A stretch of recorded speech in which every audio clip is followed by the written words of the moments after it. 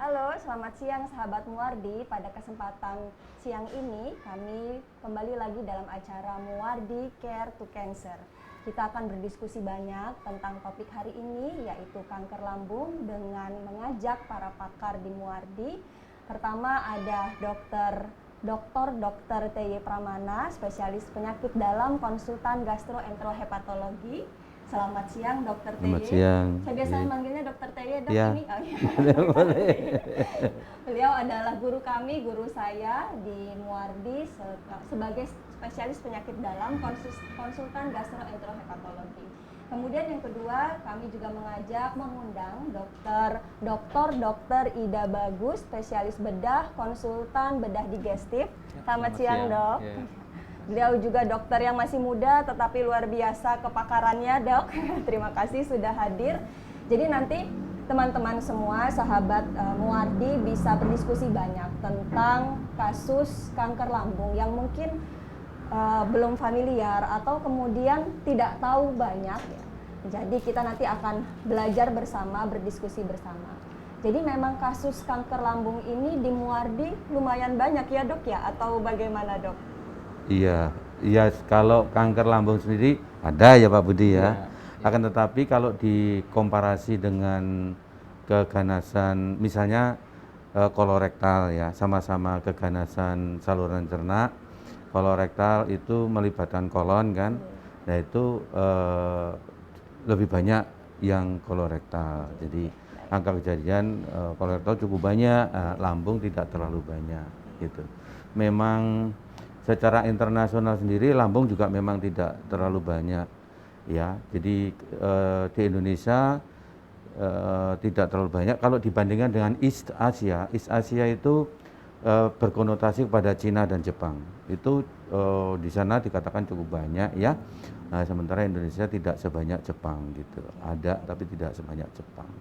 Baik, terima kasih Dokter Tayi. Dan kapan pasien-pasien kanker ini ditangani oleh dokter penyakit dalam dan kapan akan ditangani oleh dokter bedah, Dok? Seperti itu. Terima kasih, Dokter. Ya. Jadi untuk saya tambahkan sedikit dari Dokter Yudi Pramana tadi.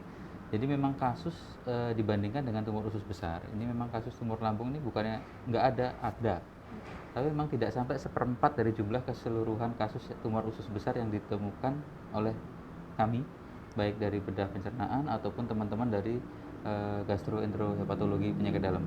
Memang tidak sampai 1/4 memang sebenarnya. Tapi ada tapinya. Tapi jumlah yang bisa dilakukan penanganan secara komprehensif itu lebih sedikit. Karena sebagian besar tumor-tumor yang di lambung itu datang pertama ke dokter penyakit dalam itu udah kondisi bukan di stadium awal, Dok. Bukan di stadium awal. Jadi sebenarnya mau datang kemana saja pun sebenarnya tidak ada masalah. Mau datang ke dokter bedah dulu, cuma kadang-kadang pasien ada stigma kalau datang ke dokter bedah identik dengan nanti operasi. Nah, pisau-pisau operasi lagi gitu. Tidak selalu seperti itu. Jadi kalau terserah mau datang kemana, endingnya juga sebagian besar yang datang ke Muwardi itu yang perlu kita tekankan bersama-sama. Sebagian besar tumor lambung yang datang ke Muwardi itu bukan di stadium yang awal. Rata-rata sudah ada penyebaran, baik penyebaran yang di lokal maupun penyebaran udah jauh. Kadang-kadang nggak ada pun penyebaran, kondisi tumor itu kadang udah bukan tumor yang ideal untuk dilakukan pengangkatan. Gitu, Dok. Jadi memang yang perlu dievaluasi datangnya sekarang telat gitu ya, Dok.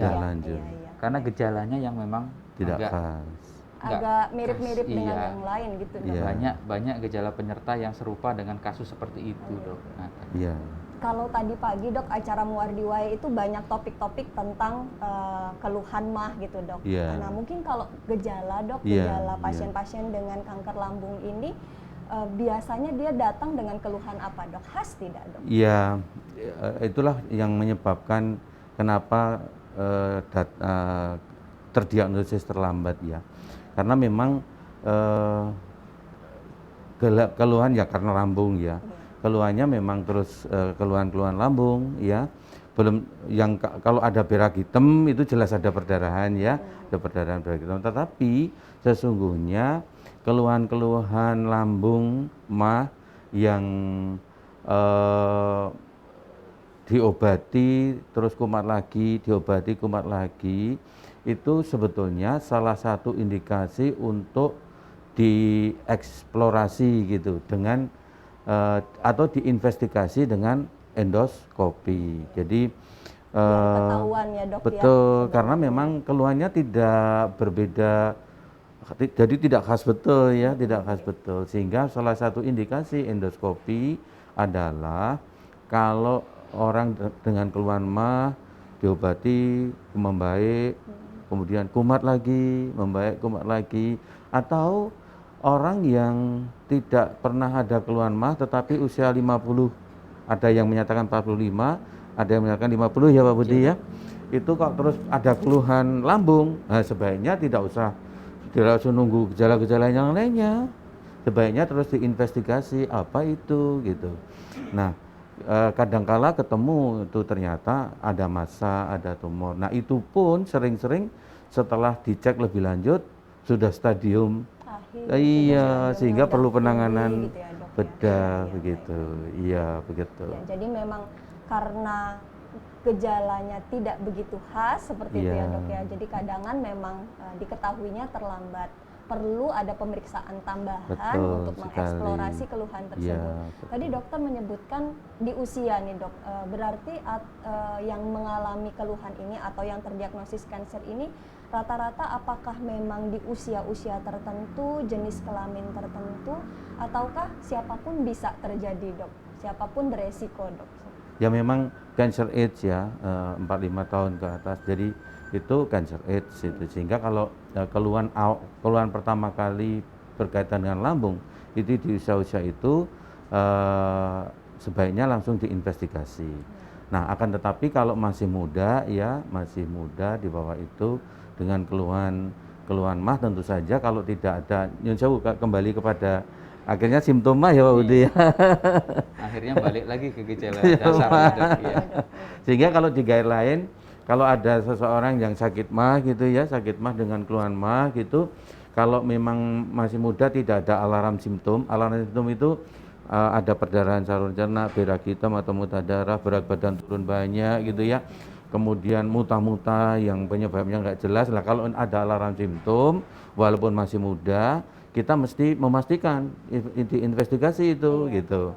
Kalau masih muda. Nah, kalau tidak ada alarm simptom kan diobati dulu, diobati dengan pengobatan guideline sakit mah gitu ya. Nah, hanya saja kalau diobati membaik sebentar, kemudian kumat lagi, diobati membaik sebentar, kumat lagi gitu. Walaupun tidak ada alarm simptom, sebaiknya juga diinvestigasi untuk dipastikan begitu. Ya, kemudian juga ada kelompok berisiko tinggi ya Pak Budi ya. Ada kelompok-kelompok berisiko tinggi dari misalnya orang yang punya kebiasaan makan daging yang dimasak tidak Nggak mateng sempurna. ya, gitu. Atau diasap gitu ya. Jadi nelayan-nelayan yang memang ada kebiasaan makan ikan yang diasap itu juga berisiko tinggi gitu untuk itu. Nah, kalau muncul keluhan sebaiknya terus diinvestigasi juga. Baik, dok. Gitu. Ya, baik. Mungkin saya izin bertanya ke dokter Ida terkait ini dok, kalau misalnya pasiennya sudah terdiagnosis harus dioperasi seperti itu ya dok ya. Artinya memang membutuhkan penanganan dari dokter bedah digestif dalam hal ini. Pasien-pasien tersebut karena kan mikirnya ini saya akan dibedah, akan dioperasi, apakah berarti saluran pencernaan lambung ini ke depannya memang jadi tidak bisa digunakan lagi, atau ke depan saya akan menggunakan kayak semacam selang seperti itu, atau sebenarnya kasus-kasus kanker di lambung ini ada kondisi-kondisi lainnya dok yang dari tingkat ringan atau tingkat sulit kalau dia sudah dioperasi itu seperti apa nanti makannya? Kadang kan pasien nanya begitu dok. Ya, terima kasih dokter.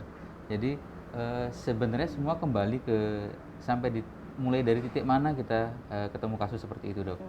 Jadi kalau misalkan pasien di stadium yang lebih awal sebenarnya itu fungsi lambung masih sangat bisa dipertahankan. Jadi kalaupun harus dilakukan operasi, organ lambung yang harus diangkat itu tidak seluas kalau kondisi sudah lanjut. Iya. Itu pun karena juga kan karena lambung besar ya lambung dok ya, itu panjang, jadi memang ya, tindakannya agak ekstrim. misalkan posisi lambung yang agak bagian mendekati ke arah usus 12 jari, itu mungkin bisa kita lakukan reseksi terbatas di situ, di area lambung, jadi masih menyisakan lambung. Iya, iya. Tapi kalau misalkan posisi lambung yang kebetulan ada posisinya mendekati daerah kerongkongan, itu mau nggak mau karena aliran darah limfatiknya mengikuti jalur ke bawah, mau nggak mau diangkat semua lambungnya. Meskipun beberapa pasien yang dilakukan seperti itu bisa bertahan dengan adaptasi, dia bisa makan, mulai beradaptasi makanan cair bisa, makanan istilah semi solid mungkin bubur istilahnya dok, itu juga bisa. Memang perlu waktu beberapa bulan sampai pasien bisa menerima Beradaptasi nanti ya, makanan Dok, padat ya. dok. Ya. Oke. Jadi sebenarnya semua balik lagi ke sampai mulai dari titik mana kita mulai berangkat untuk melakukan penanganan. Kadang kalau misalkan pasien yang stadium sudah lanjut, memang nggak banyak pilihan dok. Jadi opsinya pun kita hanya bisa melakukan pemasangan cup untuk akses makanan daripada tidak bisa makan sama sekali. Iya. Itu aja. Itu kadang soalnya posisi kualitas hidupnya jauh lebih turun begitu pasien tidak bisa dapat akses makanan. Tidak mungkin pasien berminggu-minggu atau berbulan-bulan perlu akses lewat infus, kan nggak mungkin bolak-balik mondok. Jadi mau nggak mau akhirnya kan tetap harus pulang, harus ya, di Dok, rumah ya. Home dan care harus gitu ya. ya, Dok, ya. Jadi harus di rumah, kemudian kalau bisa keluarga yang menangani akhirnya gitu. Dengan ya apa yang bisa dikerjakan, pasang selang akses makan gitu. Iya, baik. Ya, baik Dok, ini sudah mulai banyak yang bertanya Dok, kita ke Instagram. Di sini dari Ajeng Rasi Siva. Halo Ajeng, terima kasih sudah bergabung. Ajeng bertanya, Dok, saya sering mah dan rasanya sakit sekali sampai susah tidur. Apakah gejala kanker tidur juga sama dengan mah dan bagaimana membedakannya? Gitu Dok, mungkin ke dokter Yuli dulu Dok ini Dok. Iya. Ya, itu tadi biasanya begini, Mbak Ajeng ya? Iya, Ajeng Dok. Mbak Ajeng biasanya begini Mbak Ajeng. Kalau bukan cancer aid, memang keluhan yang dirasakan kita tidak bisa, wah ini cancer, enggak bisa. Bahkan kalau misalnya ada selain keluhan nyeri sekali, kemudian ada BAB-nya warna hitam, kita juga tidak boleh langsung, wah ini cancer, akan tetapi harus berpikir kemungkinan gitu. Nah sehingga langkah berikutnya adalah investigasi upper endoskopi, kita evaluasi dengan endoskopi. Karena memang ini pemeriksaan awal yang cukup valid ya, yang nanti bisa selanjutnya misalnya ternyata pada waktu di endoskopi ketemu massa gitu ya, massa pun nanti bermacam-macam jenisnya gitu, atau ulkus yang dasarnya kok kotor gitu ya. Ulkus juga kalau dasarnya bersih, baik, itu secara makro juga, oh ini bukan ganas, itu bisa. Hanya saja kalau kita ketemu tukak lambung, dasarnya kok kotor, kehitaman gitu, lah kita mesti bewering, apakah ini di dalamnya ada keganasan atau tidak, sehingga kita biopsi. Nah selain kita biopsi, sering-sering juga kita memerlukan pemeriksaan lain untuk memastikan bahwa itu bukan ganas begitu. Jadi ya memang begitu Mbak Ajeng, tidak khas untuk keluhan yang ada gitu. Tetap harus ada pemeriksaan tambahan Betul, untuk mengkonfirmasi betul sekali ya, untuk konfirmasi. Iya, begitu ya Mbak Ajeng. Jadi jangan langsung khawatir ini keluhan rasa sakit di lambungnya pasti karena kanker seperti itu ya, Dok. Betul. Baik Dok. Mungkin izin bertanya lagi Dok terkait dengan kasus-kasus kalau berdasarkan jenis kelamin Dok, berbeda tidak Dok antara perempuan dan laki-laki seperti itu Dok? Iya, ya memang dalam kasus kanker lambung ini lebih banyak di laki-laki daripada di wanita, karena memang faktor-faktor risiko. Jadi misalnya merokok itu salah satu faktor risiko, kemudian kebiasaan makan, suka makan yang asin-asin, kemudian makan tadi yang kita sebut tadi gitu ya, daging yang tidak dimasak matang gitu ya, itu menjadi faktor risiko tumbuhnya ada cancer ya.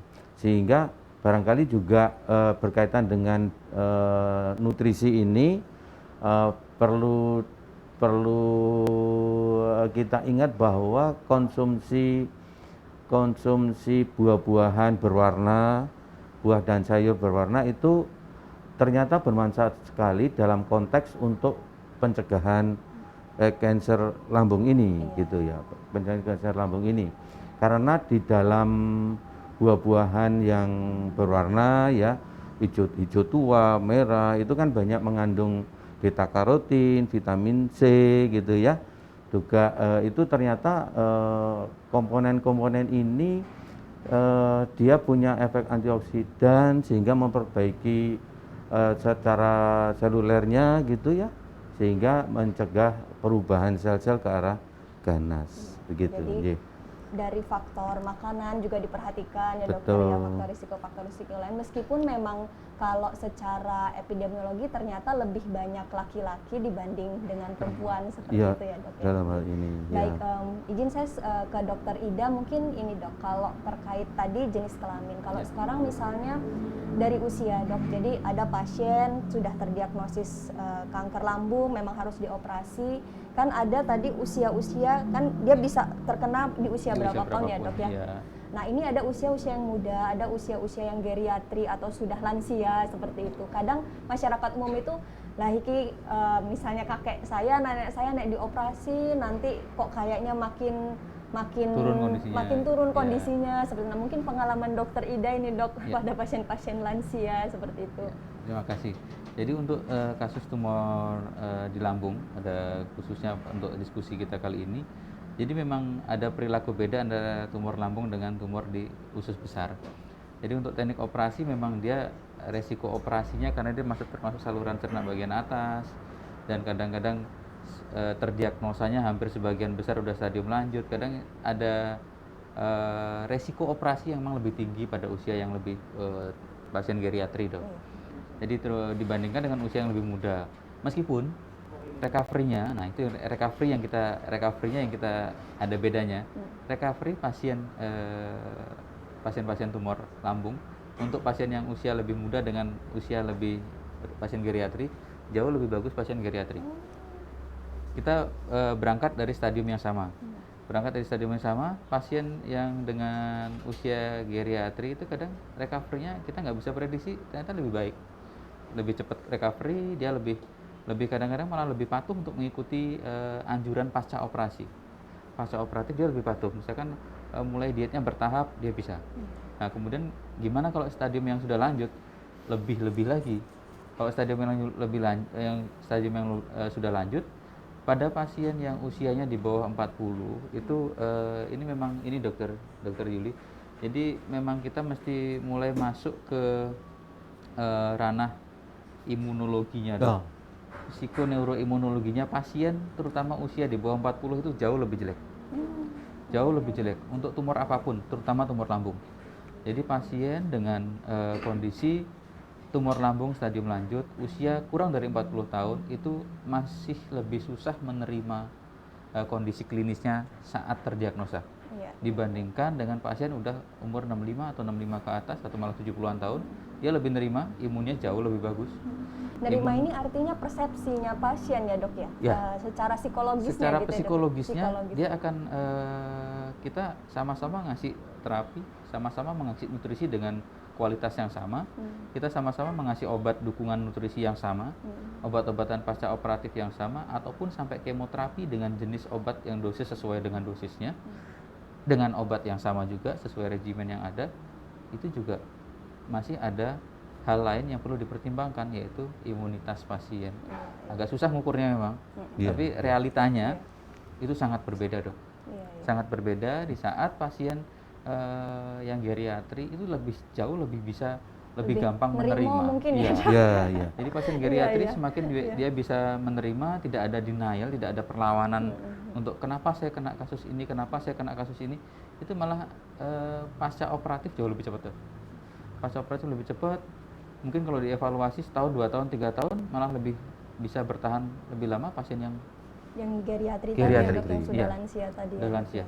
Jadi kelihatannya bukan hanya masalah kepatuhan ya, suatu mekanisme bahwa menerima nglegowo itu akan memperbaiki imun tubuh mungkin gitu ya Pak Budi ya. Secara nggak langsung itu akan jauh membaik, Dok. Iya. Akan Baik, membaik. Dok. Ya, Iya. baik Dok, terima kasih Dok. Kita kembali lagi ke pertanyaan nih Dok, sudah banyak lagi dari Instagram. Dok, kalau apakah gejala kanker usus dan kanker lambung itu sama dan apa yang membedakan? Ini dari gejala ini Dok, sama tidak Dok antara kanker lambung dan usus seperti itu Dokter Yuli? Oh, iya. Mungkin kalau kanker usus apa boleh diterjemahkan usus besar begitu ya? Iya. Mungkin Mungkin maksudnya usus Mungkin besar mungkin ya, usus Dok. besar, Iya, kan ya. itu yang kasus paling sering gitu, Iya, Dokter. iya, iya. Ya berbeda sekali. Untuk gejalanya berbeda. Kalau lambung itu memang tidak khas ya, lebih berdekatan dengan gejala-gejala mah, tetapi disertai dengan gitu biasanya penurunan. Kalau mah kan nyeri kembung kebek itu jelas muncul ada ya, tetapi kemudian nafsu makan yang hilang, berat badan yang turun gitu ya, itu tambahan kalau ke arah keganasan lambung. Kemudian muncul juga misalnya berak hitam, tetapi tidak ada diare begitu. Kalau keganasan usus besar ya, mohon izin ini usus saya terjemahkan usus besar ya, karena memang kebanyakan itu tumor kalau usus halus ada sih, tapi jauh lebih jarang lagi ya Pak Budi ya. Jarang lagi. Jadi kita pernah ketemu ternyata usus halus ada karsinoma, itu pernah tapi itu jarang. Jadi usus besar itu selain nafsu makan juga turun, berat badan turun, tetapi biasanya ada diare, ada BAB berulang tidak sembuh-sembuh gitu ya. Kemudian BAB-nya kadang-kadang ada darah gitu. Nah itu biasanya berhubungan dengan usus besar. Atau kalau usus besar yang bagian kanan itu kadang tidak terlalu khas itu. Nyeri tetapi tidak khas untuk mah, nyeri di perut tetapi tidak khas cuma dulu kok beraknya hitam gitu kan, tidak ada diare gitu. Nah setelah dievaluasi ternyata juga usus besar tapi sebelah kanan. Jadi memang pada garis besarnya kalau melibatkan usus besar itu ada perubahan pola buang air besar, yang tersering adalah diare. Mungkin begitu Mas Akbar, Iya. Maulana. Begitu ya Mas Akbar ya. Jadi berbeda ya Dok ya. Karena kalau lambung saluran pencernaan atas, itu iya. kalau usus ini saluran pencernaan bawah. Iya. Ini izin ada pertanyaan lagi Dok dari Restu Fauzia. Dok, apakah kanker lambung ini selalu ketahuannya kalau sudah parah? Dan kalau sudah parah ketahuannya bagaimana penanganannya Dok? Apakah langsung operasi? Mungkin ini nanti pertanyaannya izin dari sisi Dokter Yuli sama Dokter Ida untuk bertanya pasien ini. Apakah kanker lambung itu memang selalu ketahuannya sudah parah gitu Dok? Iya. Mengingat gejalanya hampir mirip dengan lambung seperti itu. Untuk di tempat kita iya, seperti tadi disampaikan oleh Dokter Budi, iya. Untuk di tempat kita yang masuk masuk periksa ke Muardi itu yang stadium awal malah nggak pernah ketemu ya Pak Budi ya. Sementara belum pernah Belum ketemu. pernah Iya. ketemu. Di Ya ini udah lanjut. rumah sakit ini dulu ya Dok Iya. ya, yang sebelum dibawa Iya. ke sini. Ya karena salah satunya adalah keluhan-keluhannya memang tidak terlalu khas seperti sakit mah biasa begitu kan. Nah setelah kita teropong ternyata ada massa, ada pinjolan gitu. Jadi sehingga memang terlambat. Kalau sudah begitu ya memang langsung menjadi Pak Budi ya. Iya Dok. Oh enggak Dokter Budi. Ya, makasih. Jadi yang mulai harus balik lagi ke stigma Dok. Jadi kenapa jarang ditemukan di stadium awal? Karena satu, gejalanya memang satu jelas. Gejalanya memang banyak rancu dengan gejala yang lain. Ya sudahlah, oke kalau banyak rancu dengan gejala yang lain. Tapi kalau memang sedang ditangani dengan gejala yang seperti itu, jangan terlalu lama Dok, mungkin gitu. Jadi gimana jangan terlalu lama?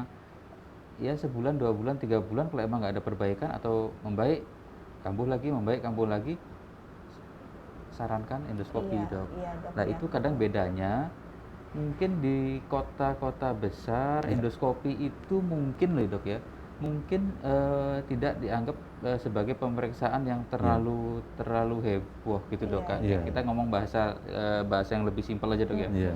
Karena kalau asumsi warga yang datang ke Muardi, pasien di endoskopi itu kadang sepertinya lebih kompleks dibanding pemeriksaan rutin USG, ronsen seperti itu.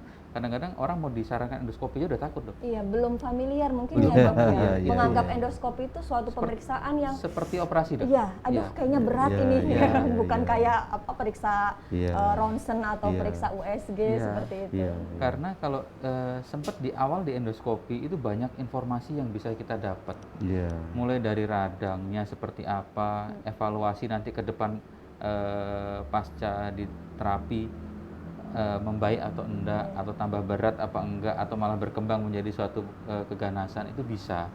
Jadi gimana yang mesti usaha kita yang paling dekat aja, ya udah endoskopi jangan terlalu dianggap sebagai pemeriksaan yang terlalu menakutkan. Iya. Itu aja dok. Iya, Iya. Karena iya, pasien sekali di endoskopi ini bisa tahu tabir kebuka tabirnya ya dok ya. dari sudut pandang kita teman-teman dari bedah, kalau dapat konsulan dari dokter penyakit dalam udah terendoskopi, pasien kalau pernyataan pertama kita nggak mau diendoskopi lagi dok, selalu seperti itu dok.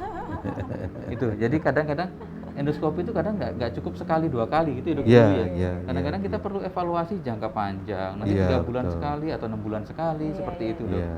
Jadi kalau untuk pasien yang bisa ketemu di awal itu malah sebenarnya dok ya, apalagi mungkin kalau kita lihat bandingkan dengan endoskopi yang ada di tempat lain, mungkin endoskopi yang ada di Muardi mungkin set dan amunisinya yang paling lengkap se-Solo mungkin ya. Iya. Sepertinya seperti itu dok.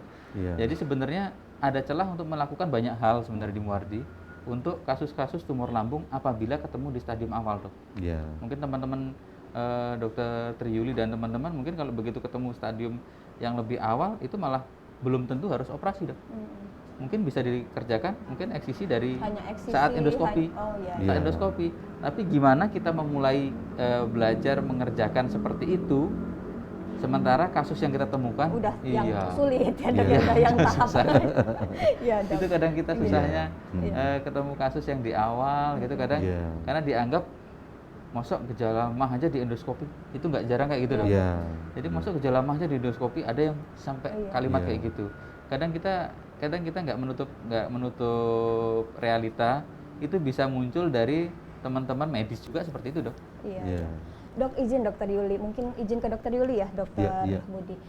Tadi kan gejalanya hampir sama dengan mah seperti Iya, itu. iya. Nah, semakin dini di endoskopi, Iya. sebenarnya kan kita jadi tahu membuka Iya. tabir sebenarnya Iya. ini saluran pencernaan seperti Iya. apa. Iya. Iya. Sebenarnya kalau misalnya ada keluhan mah atau keluhan lambung gitu dok, Iya.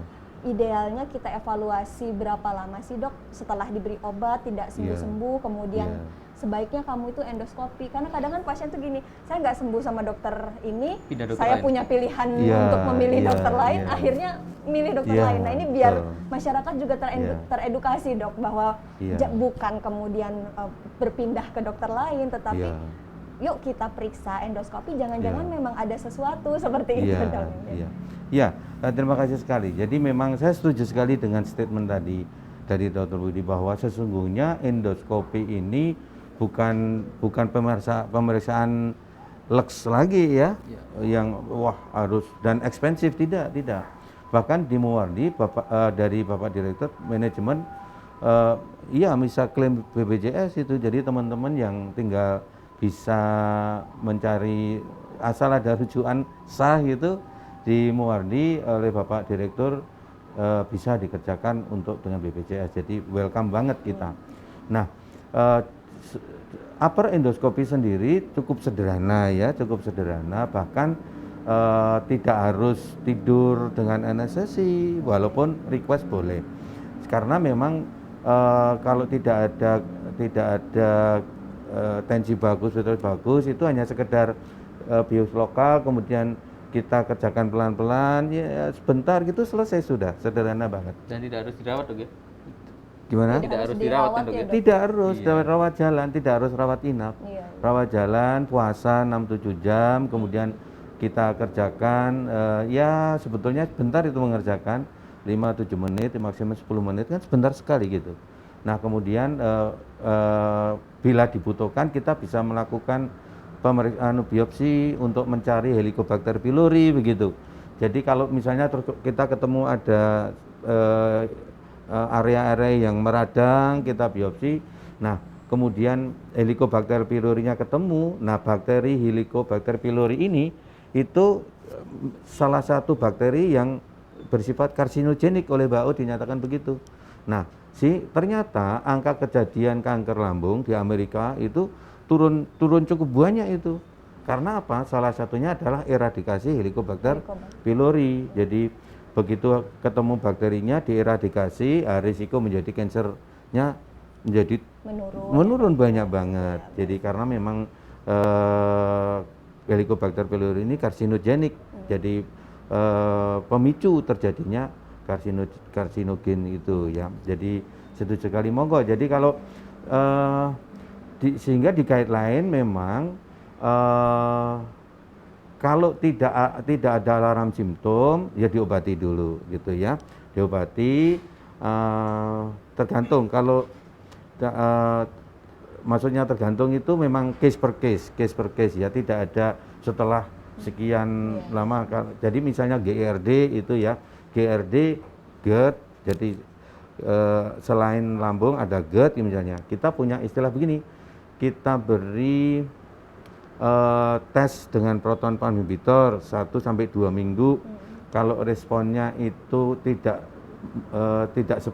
signifikan, tidak seperti yang kita harapkan, tidak signifikan, nah sebaiknya langsung endoskopi gitu. Jadi 2 minggu setelah PPI di endoskopi gitu. Nah kalau yang dispepsia ini, kalau kita nyun sewu, teman-teman sudah shopping dokter ya, tadi disampaikan dokter ini membaik, terus nggak mempan lagi, pindah dokter. Nah kalau memang sudah sempat shopping dokter istilahnya, itu ya salah satu indikasi endoskopi gitu ya. Walaupun aduh saya ini cuman mah, nggak boleh begitu. Nggak boleh begitu, harus dipastikan bahwa ya tidak ada kelainan yang mengarah adanya keganasan. Bahkan kalau ketemu bakterinya, kita terapi untuk mencegah jangan sampai terjadi keganasan. Mungkin begitu. Jadi endoskopi menjadi sesuatu yang sebetulnya bukan pemeriksaan yang istimewa, bukan. Itu seperti USG, seperti Baik dokter. Gitu, iya. Baik, terima kasih Dokter Budi dan Dokter Yuli. Sekarang kita ke Instagram. Ini ada yang bertanya dari Delima Martania. Selamat siang dok, ayah saya baru saja didiagnosa kanker lambung stadium awal. Untuk makanan dan minuman sehari-hari, apa yang disarankan dan apa yang dilarang ya dok? Terima kasih. Monggo Dokter Yuli dulu, nanti kemudian ke Dokter Budi. Nah, sebetulnya sebelum makan itu menjadi dicermati ulang treatment untuk kansernya sendiri ya, untuk kansernya sendiri. Jadi itu mesti awal ini kan terus harus dipastikan kalau memang masih belum tembus ke ke laminnya muscularis, itu kan bisa di resection, submucosal resection ya Pak Budi ya. Tidak harus operasi, kalau itu stadium awal. Jadi belum lebih dari T1 gitu. Tapi kalau sudah T1 ke atas ya, itu mau nggak mau harus lah, ini harus dipastikan dulu dan ya, dipastikan dok, ya? dan di treatment betul yang mana ya, dok, ya? Betul, di treatment secara benar gitu, secara benar. Kemudian jenisnya apa gitu. Nah dari jenisnya apa, kemudian nanti perlu kemoterapi ke mana begitu. Jadi sebelum masalah makan dan minum. Nah kalau sudah begitu memang makan makanannya intinya adalah kalau memang masih ya awal ini kan terus rentetannya itu dalam fase di mana sekarang kan gitu. Nah yang kalau saya sering-sering memakai bahasa begini, dicegah jangan yang terlalu merangsang saluran cerna ya gitu ya, pedes, kecut gitu. Kemudian yang mudah dicerna Nah, kemudian udah cerna. Kemudian kalau misalnya daging yang dimasak betul-betul masak begitu, jangan setengah mateng. Seperti itu. Baik, Mungkin Dok. gampangannya ya. Ya, baik, makasih Dokter Yuli. Selanjutnya mungkin Dokter Budi, Dok. Ini definisi stadium awal seperti Ya, itu, Dok. balik Iya. lagi stadium awal, Dok. Iya. Jadi kalau stadium awal itu memang identik dengan masih banyak pilihan yang bisa dikerjakan, Dok. Ya. Baik itu tindakan pengangkatan tumor secara tanda petik bukan operatif, non operatif dengan lewat perendoskopi, atau stadium awal tapi mau nggak mau harus masuk tindakan operatif. Kalau stadium awal masuk tindakan operatif itu juga masih ada beberapa pilihan. Jadi ada dalam kondisi tertentu kita masih bisa pertahankan lebih dari 2/3 lambung. Jadi yang diangkat cuma 1/3 aja. Itu biasanya nggak terlalu banyak mempengaruhi ke metabolisme pasien. Jadi Tapi memang tetap harus ditangani dulu ya, Dok ya. Iya, iya, nggak ini bisa. kita bisa mesti masuk bareng-bareng. dulu. Iya, Ya. iya, Kalau iya. di stadium awal mungkin Iya. semakin cepat kita masuk ke tindakan untuk kasus tersebut, biasanya sih outcome mudah-mudahan sih lebih baik ya, lebih baik karena paling enggak dari mulai terdiagnosa itu memang disarankan kurang lebih sama sebenarnya dengan tumor di usus besar. Paling enggak begitu terdiagnosa nggak lebih dari 4 minggu pasca terdiagnosa udah masuk jelas nih ini mau kemana gitu. Kalau operatif ya operatif, kalau memang harus diputuskan karena stadium lanjut ya masuk penanganan stadium lanjut seperti itu, Dok. Jadi kalau stadium awal opsinya masih lebih banyak, Dok. Iya, Iya. iya, iya. Itu Ya, ya, Mbak Delima. sehingga melanjutkan diskusi ini sehingga teknik yang dikerjakan tadi akan berpengaruh kepada bagaimana strategi intake-nya, strategi makannya. Jadi kalau misalnya ini bahasa sederhananya ya, bahasa sederhananya. Misalnya yang diambil itu banyak, yang organ yang diambil banyak, berarti kan daya tampungnya sedikit. Iya. Sehingga makannya ya sedikit-sedikit berkali-kali begitu. Iya, iya. Bahasa sederhananya begitu ya Pak Iya, Budi ya. jadi betul. jarak-jarak pendek mau nggak mau harus ada Harus Dok. begitu Ya. ya. Kalau lambung berkurang ukuran 1/3 atau 1/4 itu bahkan jadi masih punya 2/3 atau malah 3/4 masih bisa dipertahankan, itu yang sudah pasien-pasien yang udah kita kerjakan prosedur seperti itu nggak terlalu banyak adaptasi, Dok. Ya nggak terlalu Karena banyak masih adaptasi. tersisa banyak juga Masih ya, tersisa Dok, ya. banyak. Jadi masalah penyerapan ya nggak ada masalah. Iya, Proses iya. pencernaan jadi makanan masuk padat ya masuk aja sih bisa, Dok. Asal tadi, Dok ya, dia masih stadium Ya, awal, ya, masih di terdiagnosis awal. awal, Ya. kemudian tertangani lebih dini juga, gitu Iya. Dok ya. Iya. Baik, begitu ya Mbak Delima ya. Kemudian di Facebook ada yang juga bertanya nih, Dok, dari Endah Rahmawati. Izin bertanya, dokter, saya usia 53 tahun, penyintas autoimun, sering mengalami nyeri lambung dan gastritis. Apakah beresiko kanker lambung? Mungkin ke dokter Iya. Yuli, kemudian ke dokter Budi ini, atau Iya. mungkin pengalaman Iya. pasien-pasien autoimun dengan Iya. kanker lambung adakah seperti itu, Dok? Ya sebetulnya autoimun disease sendiri belum tentu gastritisnya gastritis autoimun Iya, ya. iya. Tapi memang ada satu artikel, salah satu yang berisiko tinggi adalah gastritis autoimun itu berisiko. Sehingga begini, menurut saya Mbak Endah, kalau memang simptomnya itu mengganggu, eksplorasi, jadi investigasi secara mapan. Paling sederhana ya tadi seperti diskusi sejak awal, kita evaluasi endoskopi. Nah, dari hasil endoskopi kita akan mendapatkan kelainan-kelainan kalau memang toh ada, itu apa saja gitu, apa saja. Nah, di sana ya misalnya yang paling sederhana karena terkait dengan kanker, misalnya ada lupus dasarnya kotor, lah itu mesti kita eksplor. Nah, kalau misalnya hiperemis gitu ya jauh dari keganasan. Nah, jadi tetapi tetap harus kita biopsi untuk prevensi lebih lanjut. Jadi paling sederhana memang eksplorasi. Dan gastritis autoimun itu ada satu artikel yang menyatakan juga memang salah satu risiko tumbuhnya pertumbuhan menjadi kanker. Terima kasih. Ya, tapi Gitu tetap dari harus saya. dieksplorasi dulu Iya, juga ya, betul, Dok ya. betul Iya. sekali. Mungkin dokter Budi, Dok. Ya, terima kasih. Jadi memang seperti yang sudah dijelaskan dokter Yuli tadi, jadi apalagi kasus autoimun tidak pernah sesimpel itu. Iya. Itu kasus yang sangat-sangat kompleks. Kompleks, Kadang-kadang ya. mau nggak mau, toh juga pemeriksaan tidak yang dengan persiapan yang tidak terlalu rumit sebenarnya kalau endoskopi itu sendiri. dan toh jelas juga di cover sama BPJS, paling juga beda-beda minggu aja antreannya dok. Jadi apalagi teman-teman dari gastro penyakit dalam, staf sudah banyak yang bisa mengerjakan tindakan endoskopi. Jadi ya mudah-mudahan kalau emang perlu endoskopi sih, antrean kasusnya kan takutnya misalkan nanti kalau dirujuk ke Muardi antrean untuk pemeriksaan endoskopinya panjang. Lebih Enggak lama, sebenarnya, iya, dok. enggak Iya. sih. Tidak, iya. Karena prosedur itu bukan prosedur yang rawat inap harus ngambil opsi ruangan dulu, enggak harus rawat inap. Iya.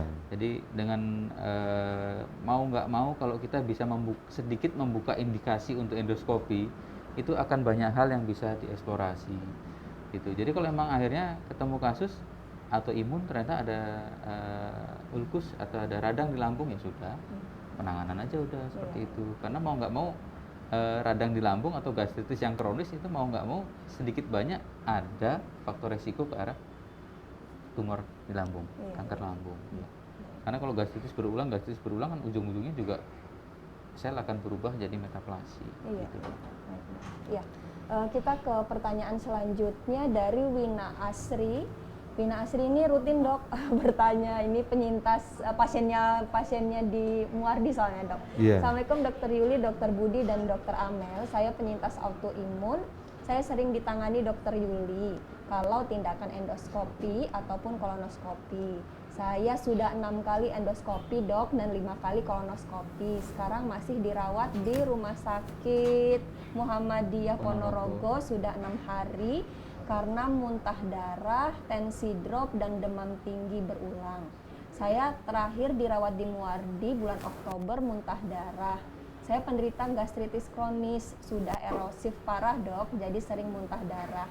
Apa saya punya mungkin maksudnya resiko tinggi terkena kanker lambung dengan kondisi saya yang autoimun.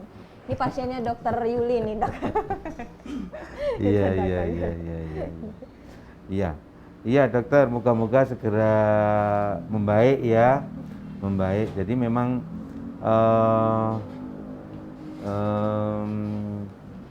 jadi yang ingin saya sampaikan adalah Pak, kadang-kadang kita masuk pada kondisi yang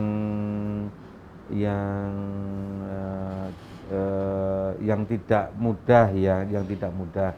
Misalnya harus minum obat-obatan dan obat-obatan ini ternyata punya efek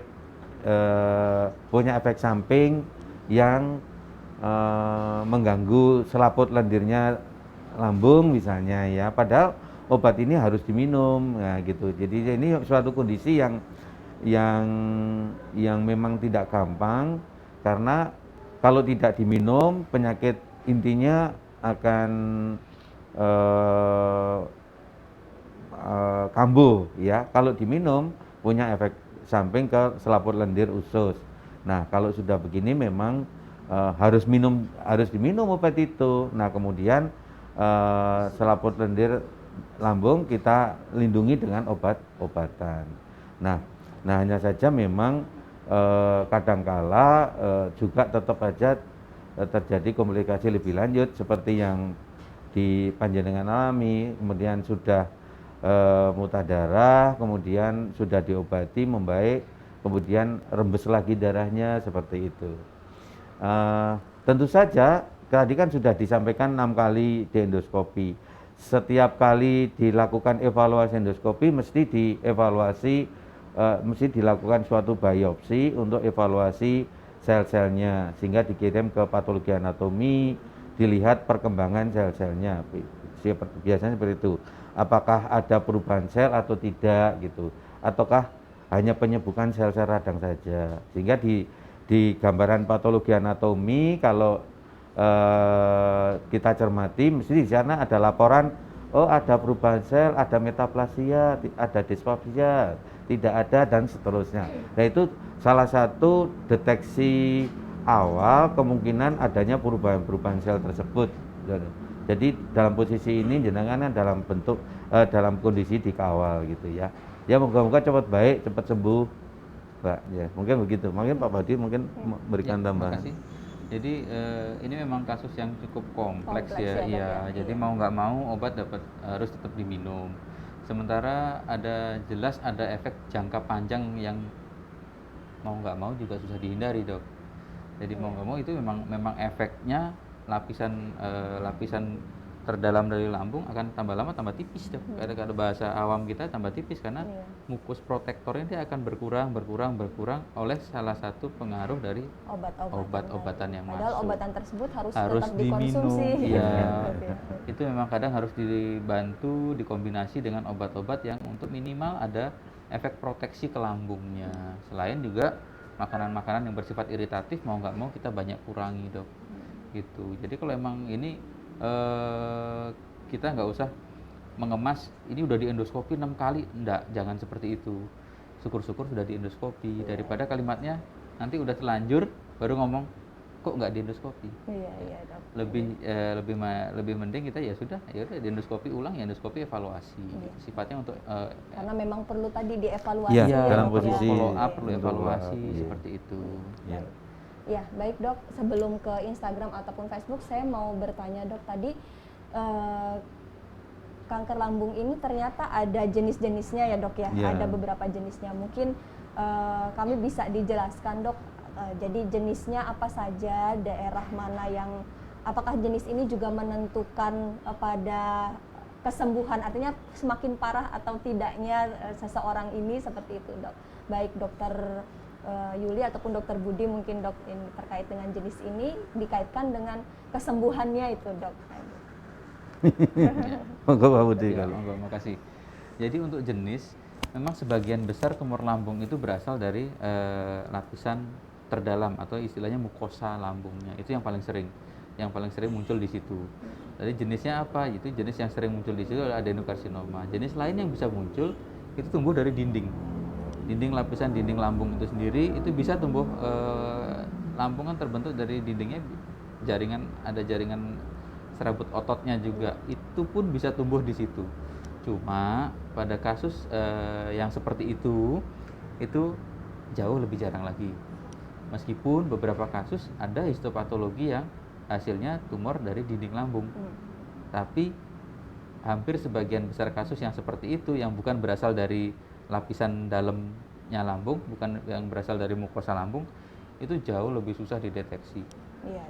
Kadang-kadang dia harus membesar dulu untuk sampai cukup ke ukuran yang cukup mengganggu kapasitas lambung, atau dia membesar berkembang sampai menekan organ lain, baru pasien itu akan datang ke dokter. Ya, baru akan datang ke dokter, baru dievaluasi oleh dokter. Ternyata memang sebagian besar tumor yang berkembang dari dinding lambung, dia akan membesar tidak selalu ke dalam. Jadi dia akan pembesarannya, dia akan berkembangnya akan keluar. Jadi bisa teraba dari dinding perut. Padahal kondisi normal lambung kan tidak teraba dari dinding perut. Jadi dari dinding perut udah bisa teraba massa tumor. Nah, kalau seperti itu sebagian besar itu adalah berkembang dari tumor di dinding lambung. Itu kalau seperti itu kadang-kadang di endoskopi nggak kelihatan. Iya. Karena lapisan dalam lambungnya pun baik. Mungkin baik, tapi ya karena dia Tumbuhnya munculnya di keluar, dindingnya itu ya Dok ya. Jadi kalau dikatakan tumor lambung tidak terdiagnosa, ya nggak juga, karena di endoskopi udah dikerjakan, tapi belum ada informasi yang cukup. Nah, mungkin ada perlu pemeriksaan yang lain. Gitu. Iya. Ya, selain tadi mau izin tambahkan, lokasi kadang-kadang tumbuh di bagian atas di kardiopundus, kadang tumbuh di tengah, kadang tumbuh di bawah. Ini akan berpengaruh juga nanti untuk tata laksana lebih lanjut. Ya, jadi ya ini itu detailnya memang teknik operasional. Karena lokasi atas harus berbeda dengan di bawah gitu. Iya, betul. Baik, terima kasih Dokter Yuli dan Dokter Budi. Kita kembali lagi. Pertanyaan dari Vika Dian Saputri. Dok, saya hampir 2 bulan nyeri di ulu hati, kembung dan sering sendawa. Apakah ini bisa jadi tanda kanker lambung? Bagaimana sebaiknya saya mengatasinya? Mungkin Dokter Yuli dulu ini, Dok. Terima kasih Mbak Vika. Dari 2 bulan itu waktu yang sudah cukup ya untuk merasakan penderitaan itu.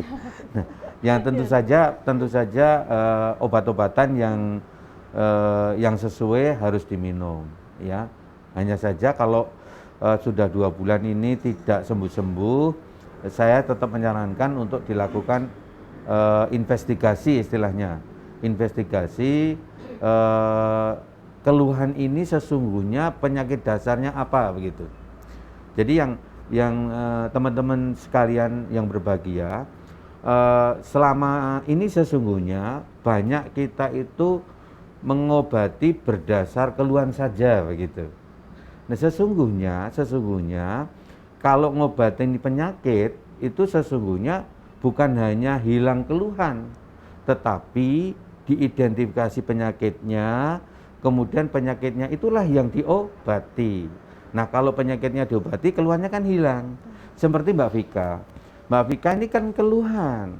Nah tetapi keluhan ini harus diobati dengan obat-obat yang sesuai. Nah karena sudah 2 bulan, masuk akal banget Mbak Vika. Kalau dilakukan investigasi sesungguhnya penyakit yang menyebabkan keluhan muncul ini apa, yang kok terus sendawa terus ini apa sesungguhnya gitu. Nah investigasinya yang memang paling sederhana, paling praktis dan valid adalah upper endoscopy. Mungkin begitu Mbak Vika. Yeah. Jadi memang ini masih gejala ya dok ya. Simptom Jadi juga belum gejala. berani bilang kalau ini Iya. tanda kanker lambung atau tidak. Iya, Tapi tetap betul. harus dieksplorasi Dievaluasi. tadi dengan endoskopi. Iya. Baik dok, ini ada pertanyaan lagi dari Instagram. Tadi pertanyaannya terkait dengan pasien yang tadi dokter menyebutkan kalau pasien lansia atau tua penyembuhannya lebih cepat itu kenapa ya dok ya itu seperti itu. Iya. Jadi kalau setiap tindakan kan memicu respon secara medis, ada istilah respon inflamasi. Jadi respon inflamasi itu akan jauh lebih cepat balik ke kondisi equilibrium kalau dibantu dengan satu, mengurangi paparan inflamasi yang ada saat operasi. Misalkan operasi kita nggak terlalu agresif, mungkin respon inflamasinya juga nggak akan seberat kalau kita terlalu memaksakan tindakan operasi gitu. Kemudian yang lain adalah satu lagi, peran dari imunologi. Imunologi bisa 2, imunnya pasien atau imunonutrisi dok. Kita masuk ke ranah nutrisi kayak seperti itu. Nah, jadi nutrisi anggaplah sama, pasien dewasa, pasien muda sama ya. Imun pasien itu akan beda, imun pasien imunologi itu akan beda, jelas beda. Dan beberapa artikel pun sudah banyak yang mempublikasikan ternyata dengan imunologi, sistem imun yang baik, dengan sistem imun yang baik, terutama pada pasien-pasien yang geriatri dengan kondisi tanda petik tanpa ada komorbid yang terlalu berat dok ya. Misalkan kalau yang pasien muda kan mungkin faktor penyulit jantung dan paru-parunya mungkin nggak terlalu banyak, tapi kalau dengan kita berangkat dalam kondisi yang kurang lebih sama ya, dengan tanpa komorbid yang terlalu berat, hampir sebagian besar imunitas pasien yang usia lebih tua itu akan lebih cepat recovery ya. Meskipun secara stadium berangkat dari stadium yang sama gitu.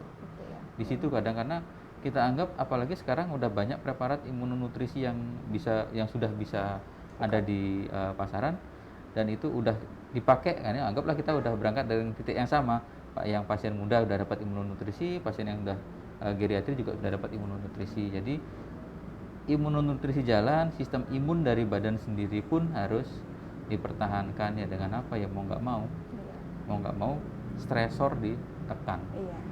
Itu aja dong. Itu ya, jadi lebih ke imunologinya tadi, yang dimana tadi dokter Budi menyampaikan multifaktor ya dok ya, artinya manajemen stresor, manajemen menerima kondisi seperti itu, ataupun kemudian mikirnya juga udah nggak macam-macam kalau sudah lansia ya dok ya. Jadi sudah fokus nerimo seperti itu aja.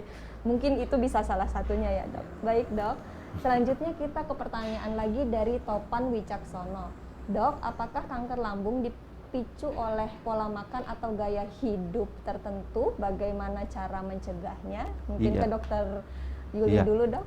Ya, terima kasih, setuju sekali. Iya, memang terpengaruh banget ya, terpengaruh banget dengan apa yang kita makan. Sehingga dalam konteks untuk prevensi kanker lambung ini disarankan, tadi sudah kami singgung, untuk nutrisi banyak buah dan sayur yang berwarna ya. Itu membantu banget gitu ya, membantu banget itu karena di dalamnya itu ada zat-zat beta karotin, vitamin C, vitamin E gitu ya, yang dia dalam konteks ini menjadi tadi kalau masuk ke ranah imunologi dia juga bersifat antioksidan itu, sehingga menghilangkan toksin oksidan yang ada dalam tubuh, sehingga mencegah terjadinya perubahan sel ke arah kanker. Nah kemudian tadi juga sudah disinggung untuk kalau masak daging ya yang betul-betul masak, yang jangan yang sebaiknya tidak setengah matang begitu.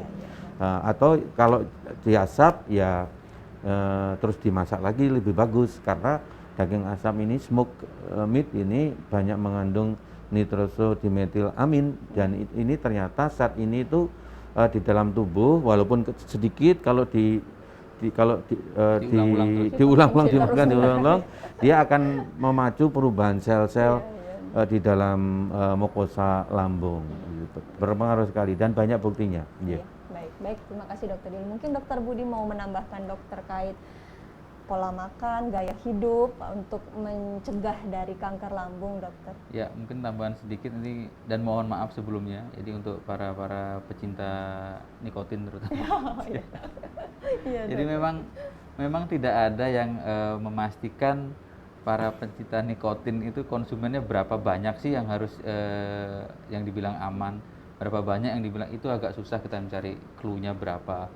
Tapi semakin tahun-tahun sini itu semakin banyak sebenarnya yang mulai menulis ternyata paparan rokok, terutama rokok yang tanpa filter, yang rokok kretek itu semakin banyak jenis tumor saluran pencernaan yang ternyata perannya dari faktor rokok. Iya. Kok dulu tapi dikatakan tidak hanya kanker, tadinya kanker paru-paru mikirnya karena kan di pernapasan, ternyata tidak ya Dok. Ternyata enggak, ternyata tumor usus besar juga sama. Pasca operasi disarankan untuk neken penggunaan rokok. Tumor lambung juga sama, tumor di saluran empedu dan termasuk di tumor liver pun itu juga sama. Ternyata semakin ke sini memang ya ini saya juga banyak punya teman-teman pencinta nikotin juga, mohon maaf juga sebenarnya. Jadi semakin sering disinggung ternyata. Semakin sering disinggung sebagai salah satu faktor resiko yang termasuk yang berat. Faktor resiko yang berat terhadap kasus-kasus tumor sebenarnya gitu. Meskipun kalau sekarang kita ditanya, lah apa sih hubungannya kalau ngerokok apa sih jadi tumor? Ya enggak juga. Nah, kita juga enggak tahu pasti. Kita punya faktor resiko yang kan setiap orang punya kecenderungan untuk selnya lebih gampang berubah, lebih gampang terpapar itu, dan itu belum ada pemeriksaan terus terang. Belum ada pemeriksaan yang si pasien A ternyata dia mau ngerokok berapapun dia nggak kenapa-kenapa, itu belum ada patokan seperti itu. Baik, itu ya tambahannya. Jadi juga waspada teman-teman yang pecinta nikotin tadi, ternyata semakin kesini tidak hanya terhadap saluran pernapasan saja, tapi juga ke saluran pencernaan juga bisa sebagai faktor risiko seperti itu. Baik, terima kasih Dokter Yuli dan Dokter Budi. Ini ada pertanyaan lagi Dok dari Mei Tatri. Dokter, saya penyintas autoimun dan sering sekali muntah, terutama di pagi hari. Saat dosis metil 16 mg perut saya tidak kuat. Apakah saya perlu endoskopi lambung ataupun pankreas ya Dok? Nah, ini mungkin ke Dokter Yuli Dok. Ini metil 16 mg, perutnya nggak kuat katanya Dok. Iya betul. Apakah perlu untuk endoskopi lambung seperti itu? Iya, jawaban sederhananya perlu karena sudah mutah sabenari ya, mutah sabenari. Jadi sekaligus untuk evaluasi sejauh mana sih pengaruh metil ini ke selaput lendir lambung gitu ya. Sementara kalau memang obat ini harus diminum, ya memang harus diminum karena memang itu misalnya wajib. Nah sehingga pemeriksaan endoskopi ini akan mendapatkan data konkret, data objektif kondisi lambung, sehingga kita lebih bisa untuk mendesain how to prevent komplikasi metil ini lebih lanjut. Jadi pilihan obatnya, lamanya harus minum gitu, itu kita bisa lebih punya data objektif. Maksudnya begini, setelah di endoskopi, oh ternyata ketemu hanya hiperemis gitu. Tentu saja desain untuk obatnya akan berbeda setelah di endoskopi ternyata ketemu erosi gitu, erosi yang cukup banyak dan lokasi erosinya itu kecil-kecil banyak gitu. Karena kan metilprednisolon kadang-kadang efek samping seperti itu. Nah, desain obat yang harus diminum tentu saja berbeda. Nah, sehingga kepentingan endoskopi dalam hal ini adalah yaitu mendeteksi kelainan yang ada di lambung dan desain pengobatan lebih lanjutnya akan bisa punya data objektif. Mungkin begitu. Iya, baik. Yeah. Terima kasih dok. Ya, jadi sarannya perlu ya dok ya, perlu, untuk ya. dievaluasi juga selaput lendirnya. Dok, ini nggak kerasa sudah tinggal 5 menit lagi dok ngobrol-ngobrolnya, padahal pas ini yang bertanya sahabat Muardi masih ada beberapa. Mungkin saya ambil satu aja nih dok, yang dari Facebook ini, yang tadi Bu Wina Asri yang masih dirawat saat ini dok. Mbak Wina bertanya, dok izin bertanya lagi, saya sudah menjalani diet lambung untuk pemilihan pola makan yang aman di lambung dari ahli gizi. Obat-obatan untuk melapisi lambung juga sudah saya rutin konsumsi dok, di samping obat-obatan rutin autoimun. Tapi kenapa 1 tahun terakhir ini masih sering muntah darah dan melena ya dok? Saya juga tegak ada kolitis IBD-nya dok, seperti itu.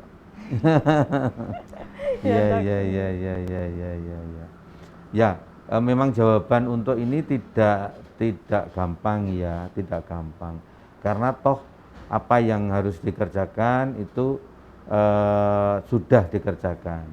Hanya saja memang salah satunya adalah mengenai dosis obat misalnya, juga keteraturan minum obat gitu ya. Oh, saya sudah teratur tapi perlu dicermati ulang. Jadi salah satunya ini nyun sewu. Gangguan lambung itu salah satu yang menjadi berat adalah jumlah nutrisi yang masuk yang sehingga cukup gitu. Sehingga cukup itu suatu challenging. Karena memang teorinya sih gampang, tetapi prakteknya belum tentu bisa gitu, karena memang nggak nyaman betul kan di perut gitu. Padahal jumlah kalori yang harus masuk itu sebaiknya cukup. Nah kalau jumlah kalori yang nggak cukup nanti akan berpengaruh kepada kecepatan healing, kecepatan penyembuhan dari sel-sel mukosa tadi seperti itu misalnya. Jadi yang pada intinya adalah memang kita terus mencermati lebih detail ke arah sana. Tapi yang moga-moga cepat sembuh, Mbak Wina, ya. Coba sembuh baik gitu. Nanti datang ke Solo lagi. Oke, ya, terima kasih dok. Izin pertanyaan terakhir dari saya buat Dokter Budi dok, sebelum kita tutup. Terkait ini Dokter Budi, kalau pasien-pasien dengan kanker lambung ini dok, seperti itu. Kemudian tadi kan ada stadium awal, ada stadium akhir. Untuk operasi itu berarti tetap standarnya harus bedah, artinya harus bius general, atau sebenarnya kalau dari operasi sendiri ada bedanya nggak sih dok, persiapan mau operasi yang stadium awal dengan stadium akhir buat pasien-pasien kanker lambung, atau sebenarnya persiapannya sama saja dok? Ya. Kalau dari persiapan dok? Ya. Kalau dari perspektif persiapan operasi kurang lebih sih sama sebenarnya dok. Jadi cuma perbedaan satu, misalkan tumor yang masih terlokalisir dan belum ada penyebaran, mungkin belum ada penyebaran ke paru atau penyebaran ke liver, secara teknis operasi dia akan jauh lebih sederhana. Kemudian dari teknik pembiusan dari teman-teman anestesi mungkin yang sering kita jadikan pertimbangan.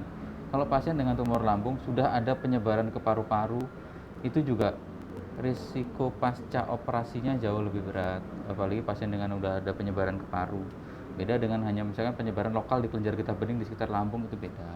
Nah untuk durasi operasi dok, kemudian durasi operasi jelas kalau misalkan sama-sama ukuran tumor 2-3 cm tapi ternyata ada penyebaran ke kelenjar getah bening yang mau nggak mau kita harus angkat, kebetulan tumor itu bisa diangkat, itu pasti akan jauh lebih perlu waktu yang lebih panjang dok untuk persiapannya. Kalau untuk prosedural preoperasi, puasa, macam kurang lebih sama dok. Mau stadium awal, stadium lanjut kurang lebih sama. Pemulihannya yang beda. pemulihan yang beda, dan intraoperatif durasi operasi jelas akan berbeda. Kapan sudah boleh makan, Dok? Yang kalau pasca operasi itu, Dok? Apa Pasca- memang harus dipuasakan lama dulu Ya. atau tetap juga tergantung ini stadiumnya pas saat kita operasi si pasien itu juga, Dok? Ya, terima kasih dok. Jadi untuk tumor lambung, semasih tumor itu bisa diangkat dok, kita bisa lakukan rekonstruksi, itu kita selalu mengawali dalam 24 jam pertama, pasien sudah bisa intake per oral dok. Meskipun pasien misalkan masih dipasang Harus dengan, bertahap dulu masih ininya pasien dipasang selang nasogastrik, Iya.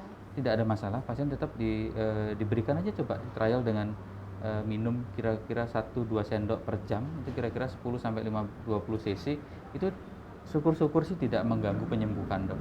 Karena paling enggak pasien diem aja, nggak usah nelen apa, nggak usah minum, nelen ludah aja sejam udah lebih dari 10 cc dok. Iya, jadi asumsi kita cairan yang kita masukkan untuk membasahi kerongkongan, paling enggak ngelatih pasase atau gerakan kerongkongan, gerakan lambung dan usus, itu tidak akan terganggu dengan jumlah cairan yang kita masukkan. Kan kita masukkan nggak sejam 1 liter kan nggak. Kita Itu tetap cair apa namanya clear fluid yang tidak ada kalorinya, atau boleh juga dicoba dengan mungkin ada apa namanya dok, misalnya D5 boleh ada dengan kalori rendah dok. Kalori rendah. Kalau rendah tidak ada masalah dok. Ya, nggak akan, mudah-mudahan sih nggak akan mengganggu fluktuatif dari kadar gula darah. Tapi memang kalori rendah dulu. Kalau ya, rendah dok, nggak ya? apa-apa, nggak masalah. Baik, Iya. Gitu. Baik dokter, terima kasih. Alhamdulillah sudah banyak sekali yang bertanya. Mohon maaf ya teman-teman jika pertanyaan-pertanyaannya belum bisa terjawab. Nanti semoga ada sesi lainnya ya dok, Dokter Yuli, Dokter Budi, untuk kita berdiskusi lagi terkait kanker lambung ini. Buat teman-teman yang belum bisa menonton mungkin karena masih bekerja ataupun yang lainnya, nanti bisa melihat ulang hasil rekaman live streaming hari ini. Bisa dilihat kembali di Facebook dan YouTube RSUD Dr. Muardi. Kemudian jangan lupa untuk apa dok? Like, and follow, subscribe, subscribe, dan share di akun media sosial kita. Iya, baik itu dokter dan teman-teman sahabat Muardi. Sebelum kita tutup, izin mohon ada closing statement ini dari Dokter Yuli dan Dokter Budi Iya. untuk mengakhiri sesi kita kali ini. Monggo Dokter Terima Yuli. kasih. Terima kasih teman-teman sekalian yang berbahagia. Untuk mencegah kanker, nutrisi yang baik, buah dan sayur berwarna bermanfaat untuk kita semua. Kemudian apabila ada keluhan kemudian tidak sembuh-sembuh, jangan ragu untuk segera dilakukan investigasi endoskopi, karena akan menemukan kelainan-kelainan ini dini, dan apabila Helicobacter pylori ada, bisa dieradikasi hingga mencegah kanker lambung. Ya. Selamat berbahagia, sehat selalu. Ya, terima kasih dokter. Dokter Ya, Budi. terima kasih. Jadi untuk teman-teman yang ikut di live streaming ini, jadi untuk diskusi kita tentang kanker lambung atau tumor lambung, atau bisa dibilang tumor ganas lambung, oke lah ibu, sama juga. Jadi alangkah jauh lebih baik kalau kita bisa ketemu kasus di stadium yang lebih awal. Alangkah jauh lebih baik kita masih punya beberapa pilihan untuk terapi. Jadi kalau bisa kita sama-sama saling mengedukasi untuk tenaga medis yang lain juga, untuk teman-teman dari sejawat-sejawat yang lain. Jangan lagi muncul kalimat kenapa harus endoskopi gitu. Kenapa harus diendoskopi? Itu jauh lebih baik daripada kenapa kok nggak diendoskopi sih gitu. Nah, itu mungkin pesan moral kita. Karena mengedukasi masyarakat nggak sesimpel itu. Karena untuk mengedukasi teman-teman sejawat sendiri juga nggak segampang itu juga. Iya, dok. Gitu. Baik. Jadi kalau masih kita bisa memungkinkan untuk ketemu di kasus yang jauh lebih awal, itu jauh lebih simpel. Iya. Tertanganinya juga lebih baik ya dok ya. Iya, baik. Terima kasih. Baik, terima kasih banyak Dokter Yuli, Dokter Budi atas sharingnya pada kesempatan siang hari ini. Semoga bermanfaat dan memberikan ilmu juga untuk kita semua. Selamat berjumpa lagi di acara Muardi Care to Cancer pada kesempatan yang lainnya. Terima kasih, selamat siang. Ya,